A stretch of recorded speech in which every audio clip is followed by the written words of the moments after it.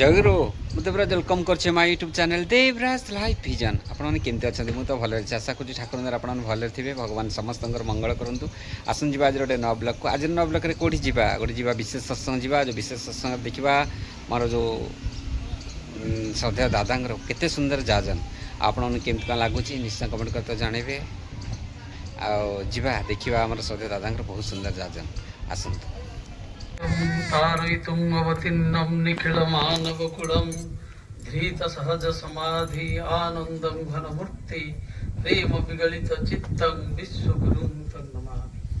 परम प्रेममय श्री श्री ठाकुर परमाराध्य जगज्जननी श्री श्री बड़मा परम पूज्य पाद श्री श्री बड़दा परम पूज्य पाद श्री श्री आचार्य देव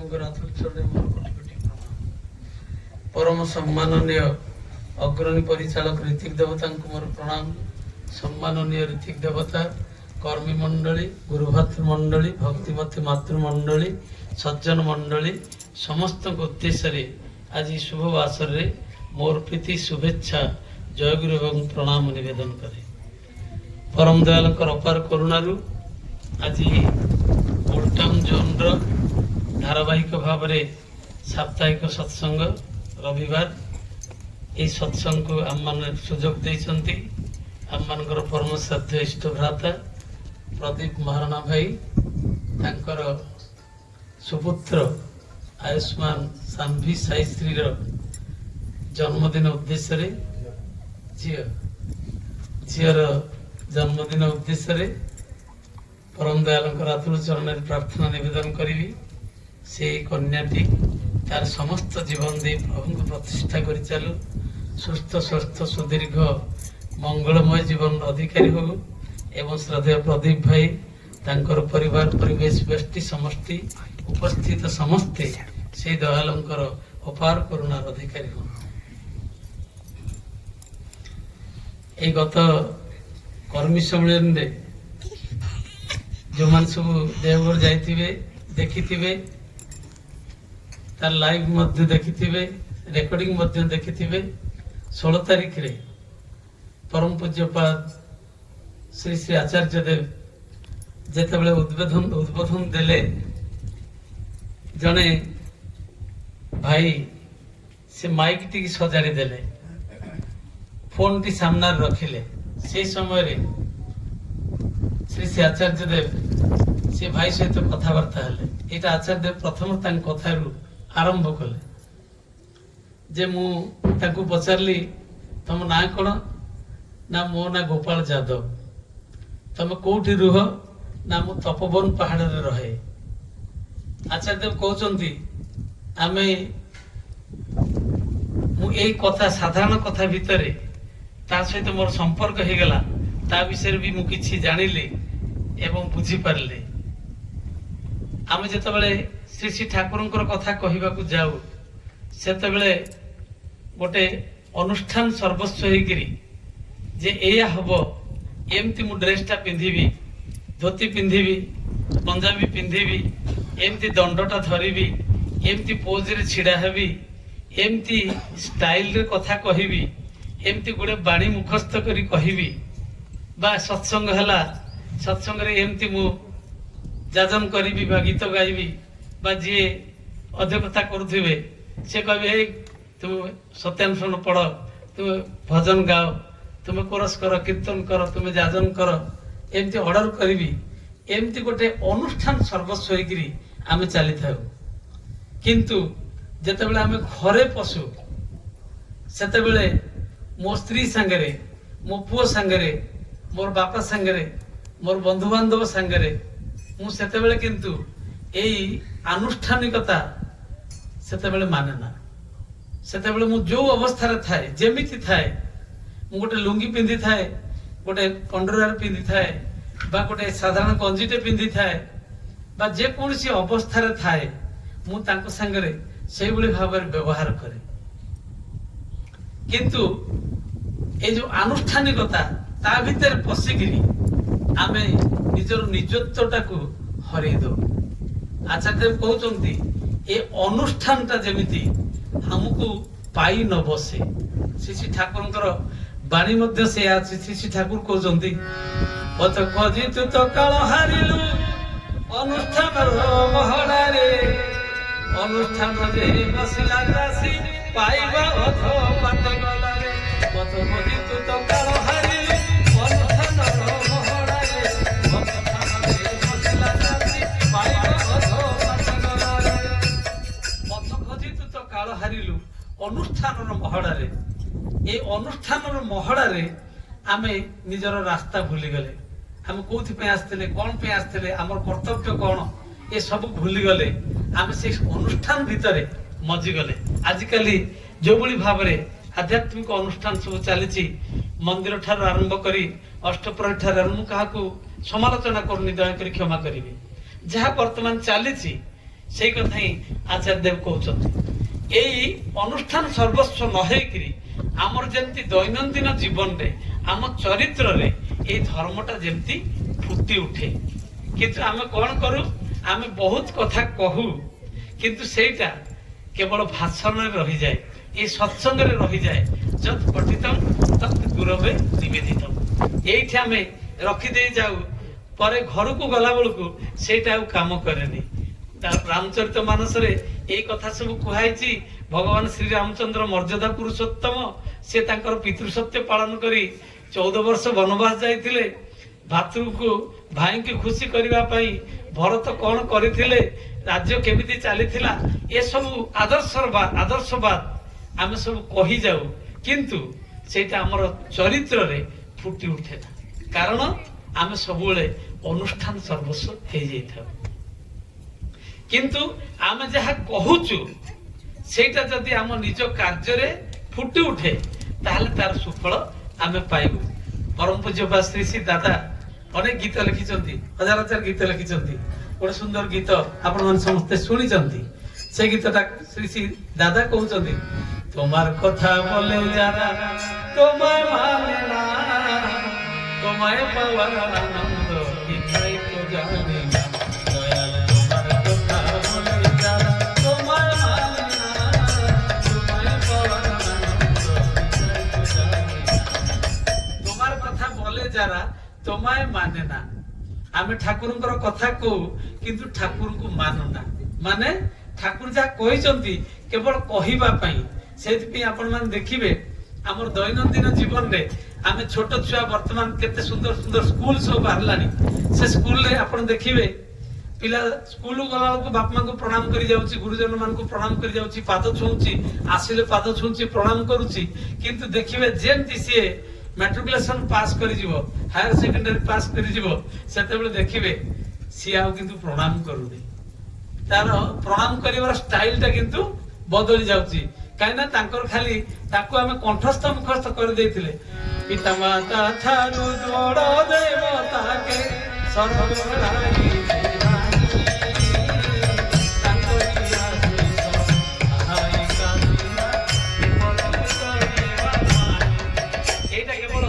তার কণ্ঠস্থ মুখস্থ হয়ে গেল কিন্তু চরিত্রের ফুটিলানি কাইকি না সেটা সে দেখিলানি মতে যে শিক্ষা দৌঁচন্তি মতে এটা যে শিখেইচন্তি সে কিন্তু করন্তিনি সে তাঙ্ক বাপাঙ্কর সেবা করন্তিনি বাপাঙ্কু নেইকিরি চালন্তিনি আজি যে ঝিওটির জন্মদিন সে ঝিওটির জন্মদিନରେ ছোট ছুয়াটে সে জীবনটা কোন শিখিব প্রথমରୁ সে কেবল শিখিব তার বাপ মা ঠারু কারণ তার বাপা মা হচ্ছন্তি তার ইমিডিয়েট এনভায়রনমেন্ট সে বাপ মা ঠারু হি শিখে বাপ মা যেতবেলে অনিয়ন্ত্রিত চলନରେ চলନ୍ତି সেতবেলে কিন্তু তা উপরে তার প্রভাব পড়ে যেমতি গোটে ছোটিয়া উদাহরণ দেলে বুঝি পারিবে ঠাকুর কହୁଛନ୍ତି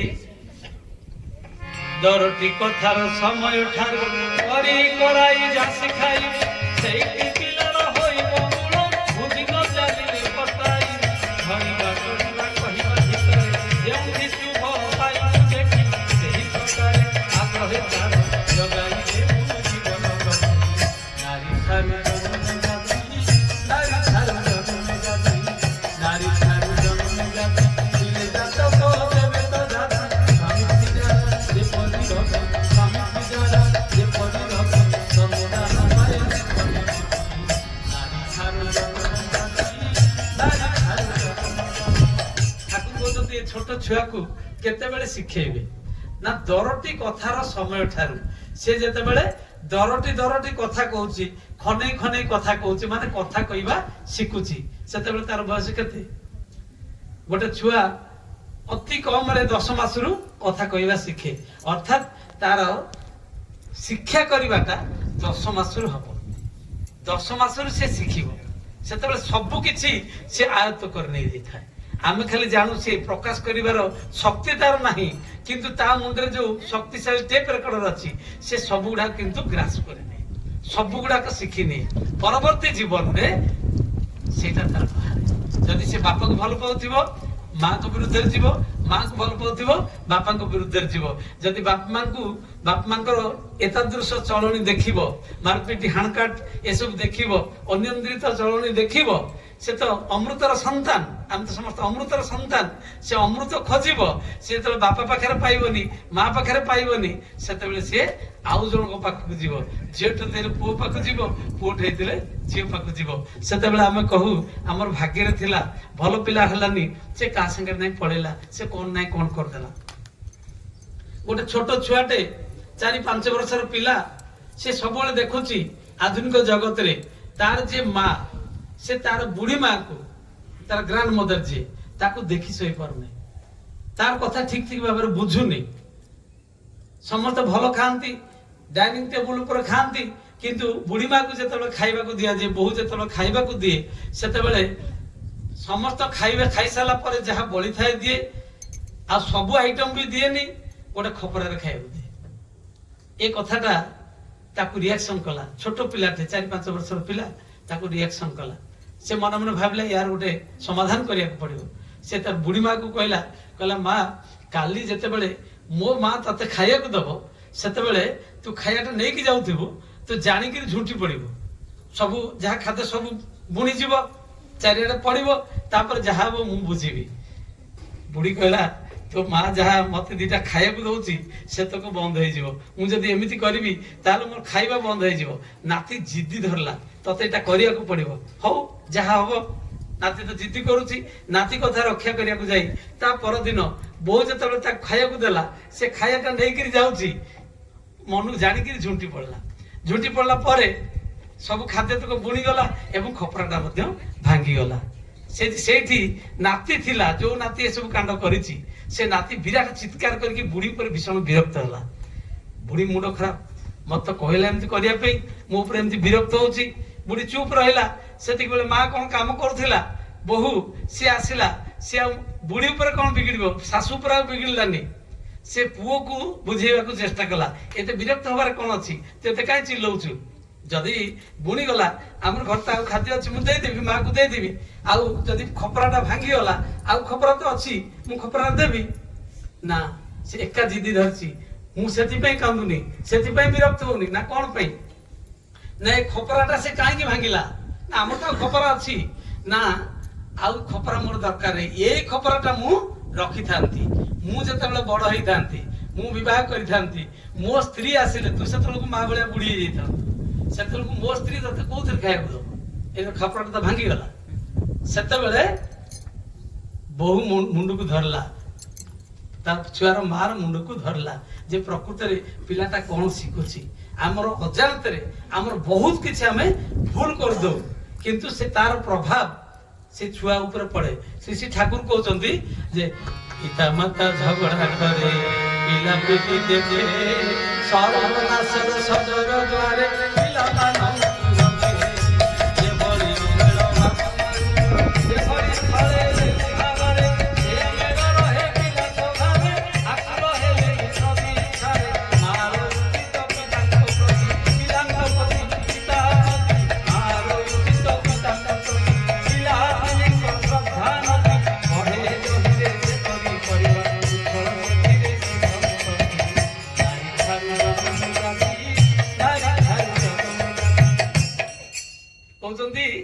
ସ୍ୱାମୀ ସ୍ତ୍ରୀ ଝଗଡା କରେ, ପିଲାପିଲି ଦେଖେ। ଆମେ ଭାବୁଛୁ ଛୋଟ ଛୁଆ କିଛି ଦେଖିପାରୁନି, ବୁଝିପାରୁନି, ତାର ବୁଝିବାର ଶକ୍ତି ନାହିଁ, କିନ୍ତୁ ସେ ସବୁ ଗୁଡାକୁ ବୁଝିପାରୁଛି, କେବଳ ପ୍ରକାଶ କରିବାର ଶକ୍ତି ନାହିଁ। ସ୍ୱାମୀ ସ୍ତ୍ରୀ ଝଗଡା କରେ, ପିଲାପିଲି ଦେଖେ, ସର୍ବନାଶର ସଦର ଦ୍ୱାରେ ପିଲାମାନଙ୍କୁ ରଖି ସେ ସର୍ବନାଶର ସଦର ଦ୍ୱାରେ ଆମେ ପିଲାମାନଙ୍କୁ ରଖିଦେଲୁ। ଗୋଟେ ଅନେକ ଦିନର ତଳର କଥା, ମୁଁ ଗୋଟେ ଆର୍ଟିକଲ ପଢିଥିଲି ଠାକୁରଙ୍କ ସମୟର କଥା। କଲିକତାରେ ଜଣେ ବିଶିଷ୍ଟ ଓକିଲ, ଜଣେ ନାମଜାଦା ଓକିଲ, ମାନେ ତାଙ୍କର ଫିସ୍ ଲକ୍ଷ ଲକ୍ଷ ଟଙ୍କା, ତାଙ୍କର ଗୋଟିଏ ମାତ୍ର ଝିଅ, ପଇସା ରୋଜଗାର କରିବାରେ ବ୍ୟସ୍ତ। ସେ ଏତେ ପଇସା ରୋଜଗାର କରୁଛନ୍ତି, ଯିଏ ଏତେ ପଇସା ରୋଜଗାର କରୁଛି ତାର ସ୍ତ୍ରୀ ବି ସେମିତି ସେଇଭଳି ଷ୍ଟାଇଲରେ ଚଳୁଥିବ, ତେଣୁ ସ୍ତ୍ରୀର ମଧ୍ୟ ସମୟ ନାହିଁ, ତାର ସଙ୍ଗୀ ସାଥୀ ସେମାନଙ୍କ ସାଙ୍ଗରେ ସେ ବ୍ୟସ୍ତ, ଇଏ ପଇସା ରୋଜଗାର କରିବାରେ ବ୍ୟସ୍ତ। କିନ୍ତୁ ଛୋଟ ଛୁଆଟା ସେ କଣ କରିବ? ପଢିବ। ଆଜିକାଲି ତ ସ୍ୱାମୀ ଚାକିରି କରୁଛନ୍ତି, ସମସ୍ତେ ଚାକିରି କରୁଛନ୍ତି, ପଇସା ରୋଜଗାର କରୁଛନ୍ତି, ଠିକ ଅଛି। କାହା ପାଇଁ ଆପଣ କରୁଛନ୍ତି? ଯୋଉ ସନ୍ତାନ ମାନଙ୍କ ପାଇଁ କରୁଛନ୍ତି, ସେମାନେ ତ ମଣିଷ ହେବା ଦରକାର, ସେମାନେ କିନ୍ତୁ ବୁଝନ୍ତିନି। ପ୍ରଥମେ ପଇସା ରୋଜଗାର ଉପରେ ବିଶେଷ ଗୁରୁତ୍ୱ ଦିଅନ୍ତି। ଏତେ ପଇସା ରୋଜଗାର କରିବା ପାଇଁ ତ ତାକୁ ପରିଶ୍ରମ କରିବାକୁ ପଡିବ। ସେ ମାନେ ସକାଳୁ ଉଠିଲା ମାତ୍ରେ ତାଙ୍କର କାର୍ଯ୍ୟକ୍ରମ ସାରିକିରି ସେ ଅଫିସରେ ବସନ୍ତି, ରେସିଡେନ୍ସି ଯୋଉ ଅଫିସ କରିଛନ୍ତି, ପୁଣି ତାପରେ କୋର୍ଟକୁ ଯାଆନ୍ତି, ପୁଣି ରାତିରେ ଆସିଲା ବେଳକୁ ମହକିଲ ମାନଙ୍କ ସାଙ୍ଗରେ ପୁଣି ବ୍ୟସ୍ତ। ଆଉ ସେଇ ସମୟ ଭିତରେ ତାଙ୍କର ଯିଏ ସ୍ତ୍ରୀ ମା ଯିଏ, ସିଏ ସେମିତି ତାଙ୍କର ଚାକର ବାକର ଅଛନ୍ତି, ସବୁ କିଛି କରିଦିଅନ୍ତି, ସିଏ କୁଆଡେ ପଳେଇ ଯାଆନ୍ତି, ଆଉ କାହା କାହା ସମ୍ପର୍କ ରଖନ୍ତି, ଆଉ କଣ କରନ୍ତି। କିନ୍ତୁ ଛୋଟ ଛୁଆଟା କଣ କରିବ? ଛୋଟ ଛୁଆକୁ ପଇସା ଦେଇ ଦିଆଯାଇଛି, ତାକୁ ଗୋଟେ ଡ୍ରାଇଭର ଧରି ଦିଆଯାଇଛି, ଗୋଟେ ଭଲ ଗାଡି ଧରି ଦିଆଯାଇଛି, ସେ ସ୍କୁଲକୁ ଯିବ, ଏଇଆ କରିବ। ତାର ସାଥୀ କିଏ? ତାର ସାଥୀ ହଉଛି ଜଣେ ଡ୍ରାଇଭର। ତ ଆସ୍ତେ ଆସ୍ତେ ସିଏ ବଢିବାକୁ ଲାଗିଲା। ଝିଅ ପିଲାଟେ ଯେତେବେଳେ ସେ ତାର ପ୍ରାପ୍ତ ବୟସ୍କ ହେଲା, ଗ୍ରୋନ୍ ଅପ୍ ଚାଇଲ୍ଡ ହେଲା, ସେତେବେଳେ ସେ କଣ କଲା? ସେଇ ଡ୍ରାଇଭର ସାଙ୍ଗରେ ପଳେଇଲା। ଡ୍ରାଇଭର ସାଙ୍ଗରେ, ଏତେ ବଡ ଓକିଲର ଝିଅ, ଏତେ ପଇସା ଅଛି ତା ପାଖରେ, ସାଧାରଣ ଗୋଟେ ଡ୍ରାଇଭର ସାଙ୍ଗରେ ସେ ପଳେଇଲା। ସେ ଖୋଜାଖୋଜି କରିକି ଝିଅକୁ ଆଣିଲେ। ସେ ଝିଅକୁ କହିଲେ ଯେ ଓକିଲ ଜଣକ କହିଲେ, ତୁ ଗୋଟିଏ କଥା କହ, ମୁଁ ତୋର କିଛି କ୍ଷତି କରିବିନି, ବାଡେଇବିନି, ସେ ଡ୍ରାଇଭର କିଛି କ୍ଷତି କରିବିନି, ମତେ କିନ୍ତୁ କହ। ଏତେ ବଡ ଓକିଲ ତ ଯୁକ୍ତି ବାଢନ୍ତି। ଟିକେ ଆଜ୍ଞା ଡିଷ୍ଟର୍ବ କରନ୍ତୁନି, ଅଳ୍ପ ସମୟ ସରିଯିବ। ସିଏ କହିଲା, ଝିଅ ତୁ କହ, ଏମିତିଆ କାଣ୍ଡ ତୁ କାହିଁକି କଲୁ? ସେ କହିଲା ବାପା, ମୁଁ ଯେତେବେଳେ ସକାଳୁ ଉଠେ, ମୁଁ ଉଠିଲା ବେଳକୁ ତୁମେ ଅଫିସରେ ଥାଅ, ମୁଁ ସ୍କୁଲରୁ ଫେରିଲା ବେଳକୁ ତୁମେ ଅଫିସରେ ଥାଅ, ମୁଁ ଯେତେବେଳେ ସ୍କୁଲକୁ ଯିବି, ମୋର ଗୋଟେ ଏଇ ଡ୍ରାଇଭର ହିଁ ମୋର ସବୁ କଥା ବୁଝେ। ମୁଁ ତମ ସାଙ୍ଗରେ ଟିକେ ସମ୍ପର୍କ ରଖିପାରେନି, ମା ତ କିଏ କୁଆଡେ ଯାଆନ୍ତି, କଣ କରନ୍ତି, ମୁଁ କିଛି ଜାଣେନି। ଏଇ ଡ୍ରାଇଭର ହିଁ ମୋର ସବୁ କିଛି। ମୁଁ ହୋମୱାର୍କ ନ କରିଥିଲେ ସିଏ ମତେ କରେଇଦବ, ମୁଁ କୁଆଡେ ବୁଲିବାକୁ ଗଲେ ସିଏ ମତେ ବୁଲେଇ ନବ, ମୁଁ କଣ ଖାଇବାକୁ କହିଲେ ସିଏ ମତେ ଖାଇବାକୁ, ମୋର ଜୀବନର ସବୁ କିଛି ଏଇ ଡ୍ରାଇଭର ହିଁ କରେ। ତାହେଲେ ମୋର ସବୁଠାରୁ ନିଜର କିଏ? ଏଇ ଡ୍ରାଇଭର ହିଁ ମୋର ସବୁଠାରୁ ନିଜର। ସେତେବେଳେ ଓକିଲଙ୍କର ମୁଣ୍ଡରେ ପଶିଲା ଯେ ପିଲା ପାଇଁ ଆମେ କଣ ସର୍ବନାଶ କଲୁ। ସେଥିପାଇଁ ଶ୍ରୀ ଶ୍ରୀ ଠାକୁର କହୁଛନ୍ତି, ସାବଧାନ, ଏଇ 10ଟି କଥାର ସମୟ ଠାରୁ କରି କରାଇ ଯାହା ଶିଖାଇବ। ଏଇ ଛୋଟ ବେଳୁ ତାକୁ ଶିଖିବାକୁ ପଡିବ। କଣ ଶିଖିବାକୁ ପଡିବ? ଯାହା ଶ୍ରୀ ଶ୍ରୀ ଠାକୁର ଆମମାନଙ୍କୁ ଦେଇଛନ୍ତି। ଦୈନନ୍ଦିନ ଜୀବନରେ ସକାଳୁ ଉଠିଲେ ଆମେ କଣ କରୁଛୁ? ମୋ ଛୁଆକୁ ମୁଁ ଯେତେବେଳେ ନାମଧ୍ୟାନରେ ବସୁଛି, ସେତେବେଳେ ମୋ ଛୁଆକୁ ଡାକୁଛି ତ, ଛୋଟ ଛୁଆଟା କାହିଁ ତାକୁ ଡାକିବି, ଶୋଇଥାଉ, ବଡ ହେଇଗଲେ ସେ କରିବନି କି? ନା, ବଡ ହେଇଗଲେ ଅଭ୍ୟାସ ହବ। କାରଣ ପ୍ରାକ୍ଟିସ ମେକ୍ସ ଏ ମ୍ୟାନ ପରଫେକ୍ଟ। ପ୍ରଥମରୁ ଯଦି ଅଭ୍ୟାସ ନଥିବ, ଯାହା ନ ହେଇଛି ବାଳ କାଳେ ତାହା କିଏ ପାଚିଲା ବେଳେ। ଆମର ଗୋଟେ କଥା, ଖାଞ୍ଚା ନୁଆଲେ ବାଁଶ, ପାକିଲେ ପରେ ଟାଁସ ଟାଁସ। ଗୋଟେ ବାଉଁଶକୁ ଆପଣ ଯଦି କଞ୍ଚା ଥିବା ଅବସ୍ଥାରେ ତାକୁ ଯେମିତି ସେପ୍ ସାଇଜ ଦେବେ, ସେ ସେମିତି ହବ, ଆଉ ଶୁଖିଗଲା ପରେ ସେ ଟାଁସ ଟାଁସ ହବ, ଭାଙ୍ଗିଯିବ। ତାକୁ ଯେତେବେଳେ କଞ୍ଚା ଅଛି, କାଦୁଅଟା ଯେତେବେଳେ କଞ୍ଚା ଅଛି, ସେତେବେଳେ ତାକୁ ସେପ୍ ସାଇଜ ଦେବେ। ପୋଡିଗଲା ପରେ, ଶୁଖିଗଲା ପରେ ତାକୁ ଆଉ ଦେଇପାରିବେନି, ସେ ଭାଙ୍ଗିଯିବ। ଠିକ ସେଇଭଳି ଭାବରେ ପିଲାମାନଙ୍କର ଅବସ୍ଥା ସେଇଆ। ତାକୁ ପ୍ରଥମରୁ ହିଁ ଶିଖେଇବାକୁ ପଡିବ। ସେଥିପାଇଁ ଠାକୁର କହୁଛନ୍ତି 10ଟି କଥାର ସମୟ ଠାରୁ। କେମିତି ଶିଖେଇବ? ନା କରି କରାଇ ଯାହା ଶିଖାଇବ। ଆଜି ତାର ଜନ୍ମଦିନ, ଆଜିକାଲି ତ ସବୁ ଫରେନ୍ ଷ୍ଟାଇଲ ସବୁ କେକ୍ କଟା ହବ, ଆଉ କଣ ନାହିଁ କଣ ହବ, ସବୁ କିଛି ହଉଛି। ସେତେବେଳେ ଆପଣ ଗୋଟେ ସାଧାରଣ କଥା ଦେଖିବେ, ଆମେ ପିଲାମାନଙ୍କୁ ବେଶୀ ଗୁରୁତ୍ୱ ଦଉ ଏବଂ ସେଇ ସମୟରେ ବିଭିନ୍ନ ପ୍ରକାର ତାକୁ ଉପଢୌକନ ଦିଆଯାଏ। କିନ୍ତୁ ଠାକୁର କହୁଛନ୍ତି ଓଲଟା କରିବାକୁ ପଡିବ। ତା ଜନ୍ମଦିନ ପାଳନ କରିବା, ତାକୁ ଉତ୍ସାହିତ କରିବା, ଠିକ ଅଛି, କିନ୍ତୁ ତାକୁ କଣ ଶିଖେଇବେ? ନା ଆଜି ହଉଛି ତୋର ଜନ୍ମଦିନ, ତତେ ଜନ୍ମ ଦେଇଛି କିଏ? ସେ ବାପା କହିବ ତୋ ମାଙ୍କ ଦୟାରୁ ତୁ ଜନ୍ମ ହେଇଛୁ, ତୋ ମା ଥିଲେ ବୋଲି ତୁ ଜନ୍ମ ହେଲୁ, ତାହେଲେ ତୋ ଜନ୍ମର ସବୁ କିଛି ତୋ ମାଙ୍କ ପାଇଁ। ତେଣୁ ପ୍ରଥମେ ମାଙ୍କୁ କିଛି ଦେଇକିରି ତୁ ପ୍ରଣାମ କର।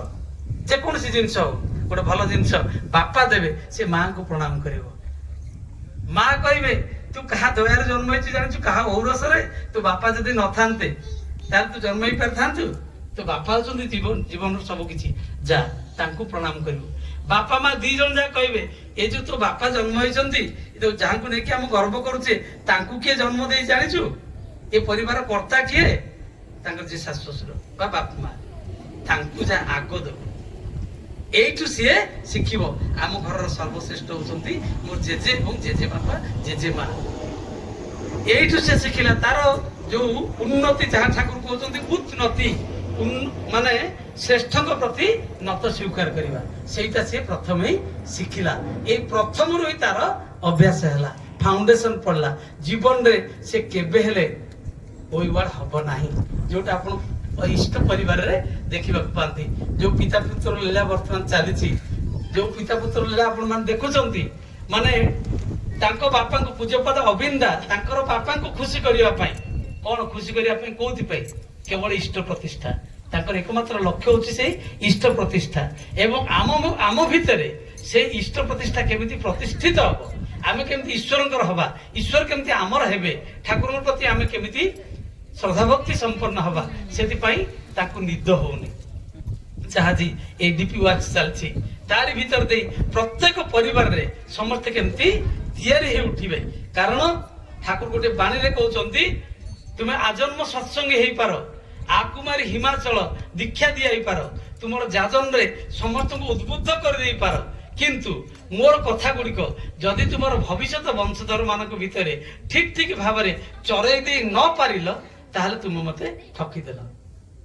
ଅତ୍ୟନ୍ତ ଗୁରୁତ୍ୱପୂର୍ଣ୍ଣ କଥା। ଠାକୁର କହୁଛନ୍ତି ତୁମେ ଆକୁମାରୀ ହିମାଚଳ ସମସ୍ତଙ୍କୁ ଦୀକ୍ଷା ଦେଇପାର, ତୁମେ ଆଜନ୍ମ ସତ୍ସଙ୍ଗ ବି ହେଇପାର, ତୁମର ଯାଜନ ସମସ୍ତଙ୍କୁ ମୁଗ୍ଧ କରିଦେଇପାର, ସବୁ କ୍ୱାଲିଟି ତମର ଥାଇପାରେ, କିନ୍ତୁ ଯଦି ମୋର କଥା ଗୁଡ଼ିକ ତୁମର ଭବିଷ୍ୟତ ବଂଶଧର ମାନଙ୍କ ଭିତରେ ଠିକ ଠିକ ଭାବରେ ଚରେଇ ଦେଇ ନ ପାରିଲ, ମୋ ପରେ ଯଦି ମୋ ଘରେ ଠାକୁରଙ୍କ ଫଟୋ ନ ରହିଲା, ମୋ ଘରେ ଯଦି ଠିକ ଠିକ ଭାବରେ ନାନ୍ଧାନ ଇଷ୍ଟପ୍ରତି ଦୁଇ ଓଳି ପ୍ରାର୍ଥନା ନହେଲା, ଦୁଇ ଓଳି ଶଙ୍ଖ ନ ବାଜିଲା, ତାହେଲେ ଠାକୁର କହୁଛନ୍ତି ତୁମେ ମତେ ଠକିଦେଲେ, ତୁମର କିଛି ବି ହେଲାନି। ଏ ସବୁ ପ୍ରଥମରୁ ଯାହା ଆରମ୍ଭ କରିଥିଲି, ଏ ସବୁ ଗୁଡାକ ହଉଛି ସେ ଆନୁଷ୍ଠାନିକତା। ତେଣୁ ଆଚାର ପରମ ଧର୍ମ, এই ধর্মটা হচ্ছে আচরণের বিষয়বস্তু। জীবনব্যাপী সাধনা ଆମକୁ କରିବାକୁ ପଡିବ ଯଦି ଆମେ ସୁଖ ଶାନ୍ତି ଆନନ୍ଦରେ ରହିବାକୁ ଚାହୁଁ। ତେଣୁ ଆମର ପ୍ରଦୀପ ଭାଇ ତ ଶ୍ରୀ ଠାକୁରଙ୍କ ଜୀବନରେ ଗୁରୁ ଭାବରେ ଗ୍ରହଣ କରିଛନ୍ତି। ମୁଁ ଆଶା କରିବି ଆମମାନେ ସେଇ ପ୍ରାର୍ଥନା ମଧ୍ୟ ଠାକୁରଙ୍କ ପାଖରେ କରିବା, ତାଙ୍କର ପରିବାରଟି, ତାଙ୍କର ସେଇ କନ୍ୟାଟି ଯେଭଳି ଠାକୁରଙ୍କର ମନ ଲାଖି ହଉ ଏବଂ ଠାକୁରଙ୍କୁ ପ୍ରତିଷ୍ଠା କରିବା ପାଇଁ ତାଙ୍କର ପରିବାରଟି ଯେମିତି ପ୍ରତିଷ୍ଠିତ ହଉ, ଠାକୁରଙ୍କୁ ନେଇକି ଯେମିତି ସମସ୍ତେ ଆନନ୍ଦରେ ରୁହନ୍ତୁ, ଏହା ହିଁ ଦୟାଳଙ୍କ ରାତୁଳ ଶରଣରେ ପ୍ରାର୍ଥନା ନିବେଦନ କରିବି। ଆପଣମାନଙ୍କର ସମସ୍ତଙ୍କର ସୁସ୍ଥ ସ୍ୱସ୍ଥ ସୁଦୀର୍ଘ ମଙ୍ଗଳମୟ ଜୀବନ ପାଇଁ ପ୍ରାର୍ଥନା ନିବେଦନ କରି ମୋର କଥାକୁ ଶେଷ କରୁଛି। ଜୟ ଗୁରୁ। ଆଜିର ବ୍ଲଗ୍ ତ ଆମେ ଦେଖିଲେ କେମିତି ଶ୍ରଦ୍ଧା ଦାଦାଙ୍କର, ରୀତି ଦାଦାଙ୍କର ବହୁତ ସୁନ୍ଦର ଯାଜନ ଆପଣଙ୍କୁ କେମିତି ଲାଗିଲା ନିଶ୍ଚୟ କମେଣ୍ଟ କରି ଜଣାଇବେ। ପୁଣି ଦେଖା ହେବ ଗୋଟେ ନୂଆ ବ୍ଲଗ୍ ରହୁଛି ଆପଣଙ୍କର ପ୍ରିୟ ଦେବରାଜ। ନମସ୍କାର, ଜୟ ଜଗନ୍ନାଥ, ଜୟ ଗୁରୁ।